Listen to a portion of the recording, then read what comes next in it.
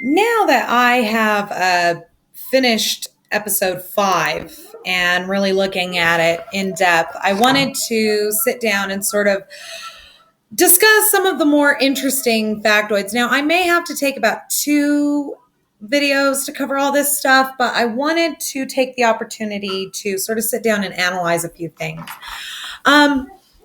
Now, I find it interesting that Calumet County enlisted the help of Sergeant Colburn on November 3rd of 2005, and he was asked to go to 2 places to check out the possible whereabouts of Miss Hallbach, and that was the Sephora residence and Stephen Avery's.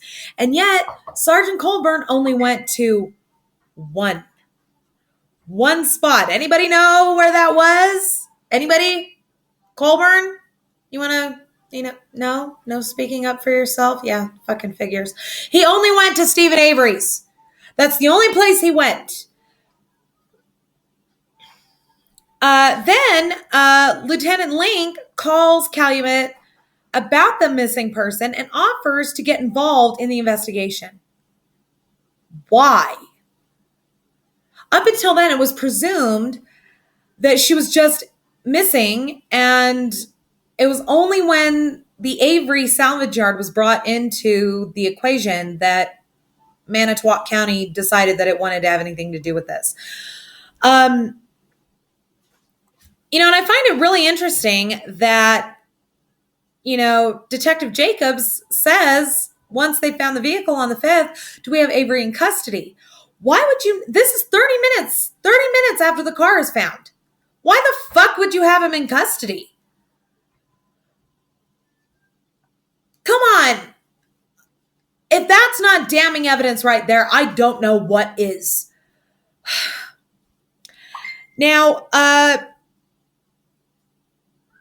find it interesting that, Colburn called in the plates, and this was seen in the trial. Colburn called in the plates, Teresa Hallbach's plates, on November 3rd of 2005. And he claims that he wasn't looking at the car. Why would you feel the need to call in those plates? If you're a police officer and you're asked to help out with this kind of an investigation and you're given her plates before you leave the office, you'll sit down and run those fucking plates yourself. The only reason to call in plates is if you're looking at the car, Colburn. Yeah, I'm talking to you. You were looking at that car on November 3rd, and I am willing to bet that you're the one who fucking moved it there.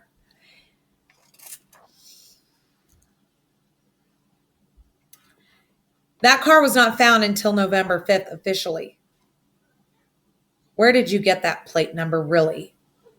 And do you have documentation of if someone else told it to you or not?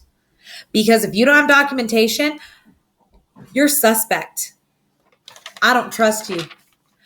I don't trust you any farther than I can throw you. And with my bad back, I shouldn't be throwing anybody. So, now, the defense in their opening statement stated that the police didn't kill Teresa Hallbach, obviously. So, Ken Kratz, shut your mouth.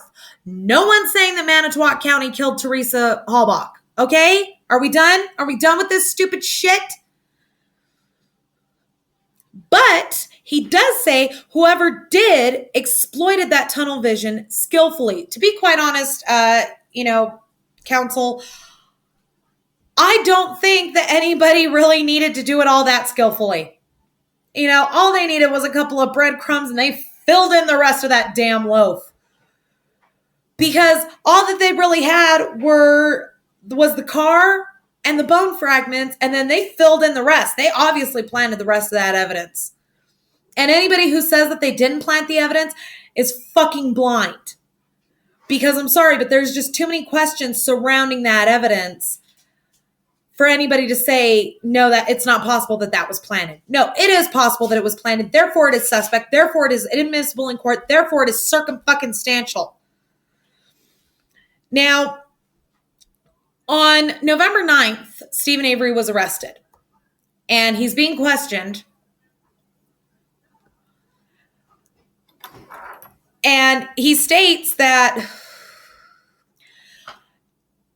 Teresa got there, she took the pictures, she went up on the porch, he gave her the money, and she left. At which time, Stephen Avery, she went to her car, and Avery followed her. She gave him a copy of the magazine. He turned around, went back inside, put the copy of the magazine on the desk next to the computer, and then he went back outside. He was going to walk over to Bobby Dassey's house, which incidentally is also Brendan Dassey's house, to ask him something. And he noticed that Teresa Halbach's car was gone and that Bobby Dassey's car was also gone. Now, Bobby Dassey at trial says that he was getting ready to go hunting that night. Who the fuck goes hunting at night? That's kind of like what? You're fucking hunting owls? Or gnomes or leprechauns? Something that comes out only at, like, what the fuck are you hunting at night? Are you hunting Sam Squanches? Is Bubbles your hunting partner? Or wait, you're not that far enough north. That's right. I plugged the trailer park boys, folks. And he said that he wanted to leave at 2:30, and 2:30 is the time that he saw Teresa Halbach walking from her car to Stephen Avery's house. Doesn't that contradict Brendan Dassey's statements that he saw Teresa Halbach standing on the porch talking to Stephen Avery at 3:45 in the afternoon? Anybody? My question is, do we have any idea of where she actually was at 2:30 in the afternoon? From what I understand, she was running late. That's my question to you folks. Where does anybody know where Teresa Halbach was at 2:30 in the afternoon on October 31st, 2005? Please answer in the comments below. Thank you. He then says that he left at 3:15. If I recall correctly, Brendan Dassey said that when he walked in from school at 3:45, Bobby Dassey was asleep. Something is very wrong here, folks. Like I said before, somebody vomited in the petunias. It doesn't smell right. Kratz claims that Bobby Dassey established the timeline. No, he did not, Mr. Kratz, because your timeline relies on Brendan Dassey's statements, and Brendan Dassey's statement is at least an hour later than Bobby Dassey's. There was a pretrial hearing about third-party liability, and Judge Willis ruled that the defense cannot name any other suspect besides Brendan, which is the first I have heard of anything like it in a murder trial, ever.